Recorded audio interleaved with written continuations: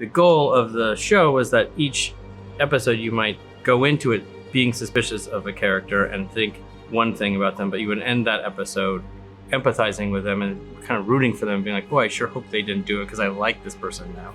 And that was sort of the trick with each one, so that by the end you're like, oh no, I don't know who did it because I don't want any of them to have done it. But someone did it. Pop star, actor, and celebrity humanitarian Xavier was found dead tonight. His body discovered on the cliff during an after party for his high school reunion. My name's Carl Herse, and I'm the cinematographer on the Afterparty. And my name's Chris Miller. I'm the creator, showrunner, and director of the Afterparty, and this is how we did it.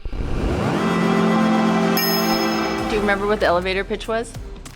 Just murder mystery where every episode's a different film genre, and it's told in like Rashomon kind of style. This is a murder. What? As a cinematographer, it's like the perfect project to be involved with. Yeah, you get to do basically 10 different movie styles in the same show. Any one of you could be the murderer. And I want to hear your story. The same thing could happen, but you see it in a different way. There was a scene in a school hallway where Sam Richardson, Zoe Chow run into Ilana Glazer. And we see it first as a rom-com. Wow, you are really drunk. You know? Oh boy. My. And then we see it a second time from Ilana's character's point of view as a thriller. Whoa! Oh, God! Oh, clumsy. In order to do that, we started the day, the hallway was lit, so it was warm. Yeah, warm, everyone's in a backlight, everyone's lit cosmetically, and then after wrapping that scene, everyone goes away and we kind of reset the stage so it feels like a thriller, and suddenly everyone's in silhouette with strong moonlight coming in through slats and, you know, playing more with shadows.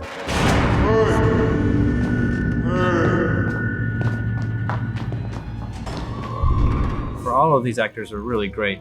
You know, they have to understand who their character is at its core and then do 8 different shades of that character depending on whose story it is. And it can be really mess with your mind if you start thinking like, am I playing myself or someone else's perception of me? Hey.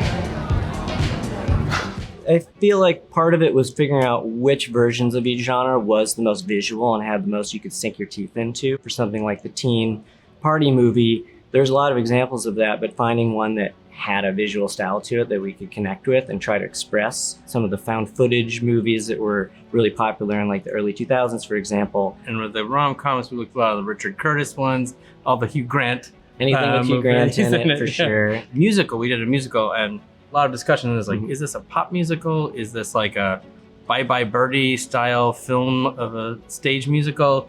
Is it shot like a music video? And we decided to sort of make it our own thing that was inspired by all of those things.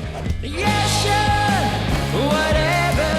Let's celebrate my success together. This dance is spontaneous, it's totally not choreographed. And now I'll stand up on this table and tap dance. All the departments really stepped up on the show where, you know, the costumes were slightly different in every episode to accentuate the genre they were in. The props, the set deck, there are all these different little details that they're swapping things out and going, oh no, he's got to be wearing his thriller jacket. That's his musical jacket. Yeah, Jasper's shoes would change or little things like that. And then to see all the different scores or hear all the different scoring for all the episodes.